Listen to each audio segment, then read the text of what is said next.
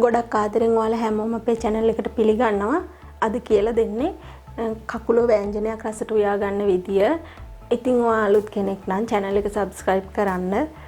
මතක ඇතුව රසවත් අදහසක් අපිට පහලින් comment කරන්න. අපි බලමු එහෙනම් වීඩියෝ එකට ගිහින් කොහොමද මේ විදියට කකුලෝ ව්‍යංජනය හදාගන්නේ කියලා. මෙතෙන්ට මම අරන් තියෙන්නේ කකුලෝ කිලෝ එකක ප්‍රමාණයක් අරගෙන කටු අයින් කරලා සුද්ධ කරගත්තට පස්සේ ඉතුරු ප්‍රමාණය තමයි මේ තියෙන්නේ. මේ විදියට කටු අයින් කරලා හොඳට සුද්ධ කරගෙන තියෙන්නේ. එතනදී ඔයාලට පුළුවන් මේ කොටස් අයින් කරනවා නම් අයින් කරලා ගන්නත් පුළුවනි. මම ඒ ටිකත් එක්කම තමයි අරගෙන තියෙන්නේ. ඊට පස්සේ සුදු ලුණු අරන් තියෙනවා 6-7ක් අරගෙන මේ විදියට තලලා තියෙනවා. පොත්තත් එක්ක තමයි සුදු ලුණු ටික අරන් තියෙන්නේ. ඉඟුරු කෑල්ලකුත් පොත්ත ඇරලා සුද්ධ කරලා පොඩිවට තලාගෙන අරන් තියෙනවා. සේර ගස් කීපයකුත් අරගෙන මේ විදිහට තලලා අරන් තියෙනවා. ඊට පස්සේ කරපිංචි ඉති 3ක් විතර මේ විදිහට අරන් තියෙනවා. මේ තියෙන මුරුංගා කොලත් අරන් තියෙනවා. කකුලුවන්ගේ තියෙන උෂ්ණය යන්න ගොඩක් වෙලාවට මුරුංගා කොල හොඳයි කියලා තමයි කියන්නේ. ඒ වගේම රසය වෙනසක් වෙනවා. ඊට පස්සේ ලොකු ලුණු ගෙඩියක් අරන් තියෙනවා. අපිට මේකට පොල් තෙල් ඕන. ඒ වගේම සියඹලා ටික මම දිය කරලා ඇට ටික අයින් කරගෙන සියඹලා බොර ටික තමයි අරන් තියෙන්නේ. බැදගත්ත 3-5 කුඩු අරන් තියෙනවා. උළු හාල් ඕන. මිරිස් කුඩු, රස අනුව ලුණු, ගම් මිරිස් කුඩු, කහ කුඩු, ඒ වගේම වතුර එකතු කරනවා වෙනුවට කැමති නම් කෙනෙක්ට පුළුවන් පොල් කිරි එකතු කරන්න. ওই ටික තමයි ඕන වෙන්නේ.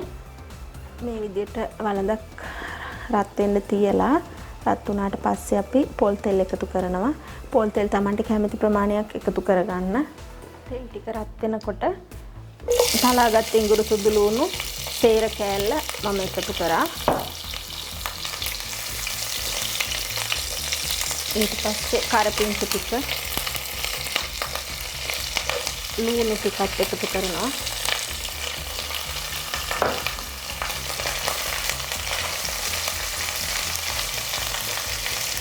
මේ ටික මේ විදියට පොඩ්ඩක් වෙලා ටෙම්පරාදු වෙන්න තියාගමු.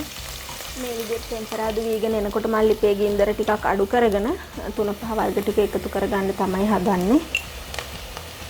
මුලින්ම 3-5 කුඩු තේ හැඳි එකමාරක් එකතු කරනවා.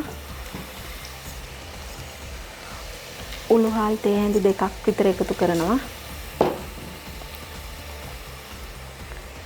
මිරිස් කුඩු තේ හැඳි 2ක් එකතු කරනවා.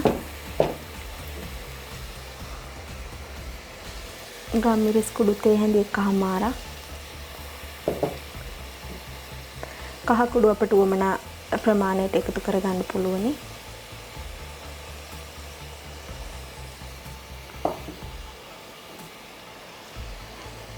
මම ලුණු තේ හැඳි 2ක් එකතු කරනවා.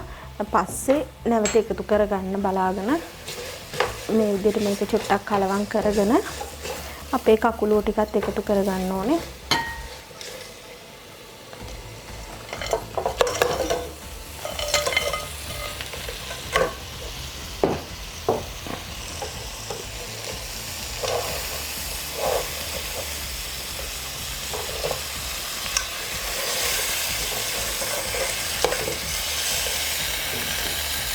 මම මෙතෙන්දී සියඹලා බොර ටික එකතු කරනවා.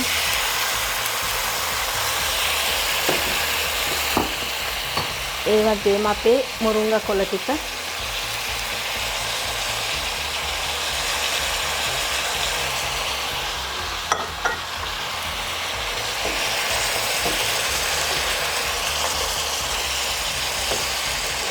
ඒ ටික ඔක්කොම එකතු කරගත්තට පස්සේ පොඩ්ඩක් කලවම් කරගමු.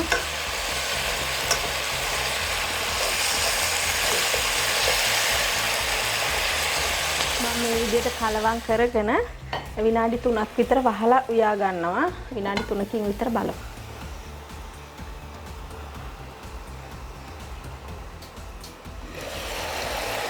මේ විදිහට අපි විනාඩි 3කට විතර පස්සේ ආයෙ චුට්ටක් කලවම් කරගමු.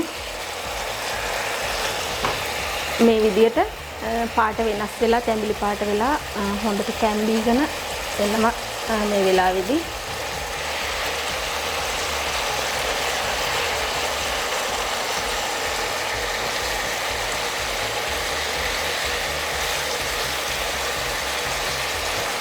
අපි දැන් උවමනා තරමට වතුර හරි එහෙම නැත්නම් පොල් කිරි හරි දාගමු. මම වතුර තමයි අද එකතු කරන්නේ.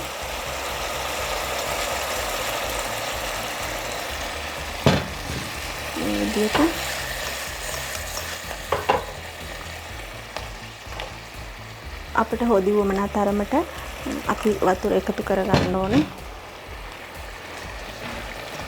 දැන් ආයෙම ලිපේ ගින්දර වැඩි කරගෙන විනාඩි 4ක් 5ක් විතර වහලා උයාගමු. මම මේ තව විනාඩි 4කින් විතර ඇරලා බලන්නේ. අපි මේක ආයෙසරයක් හොඳට කලවම් කරගෙන වහලා උයාගමු.